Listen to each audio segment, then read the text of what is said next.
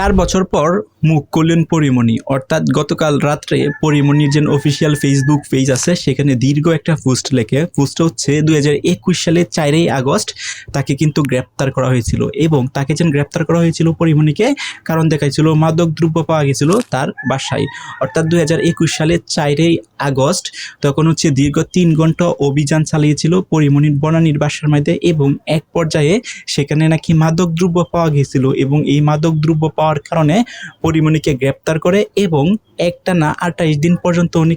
কারাগারে ছিল। তো সেই বিষয়টা নিয়ে কিন্তু হঠাৎ করেই পরীমণি একটা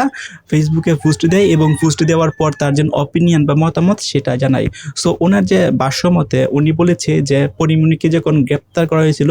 তখন হচ্ছে এটা বানোয়াট এবং হচ্ছে তার বিরুদ্ধে হচ্ছে ঊর্ধ্বতন যে কর্মকর্তা আছে এবং একটা মহল তার উপর ষড়যন্ত্র করে এরকম একটা অভিযান চালায় তার বাসায় এবং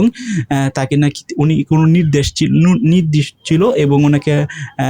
এই যে মামলাটা যেন করা হয়েছে ওনার বিরুদ্ধে যে মামলায় গ্রেপ্তার দেখানো হয়েছে সেটা হচ্ছে মাদকদ্রব্য পাওয়া গেছে এবং আরও আনুষঙ্গিক অনেক কিছু বিষয় সেটাকে নাকি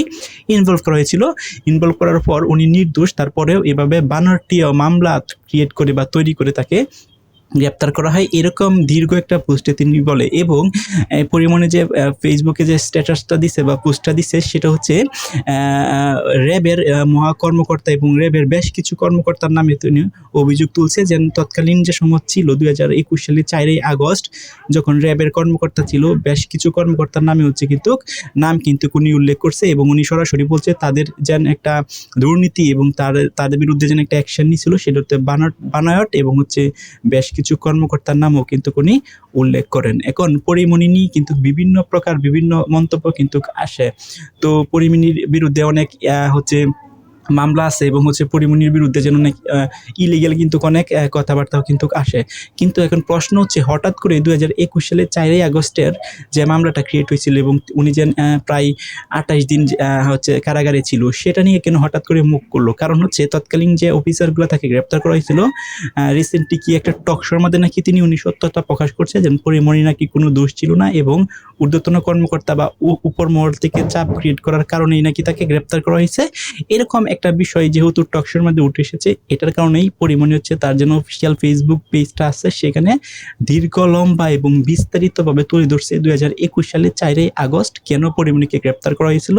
এবং সেই মামলাটা যে ক্রিয়েট হয়েছিল সেই মামলাটা উনি নির্দোষ ছিল এবং ওনার নামে হচ্ছে মিথ্যা বানোয়াট মামলা দেখিয়ে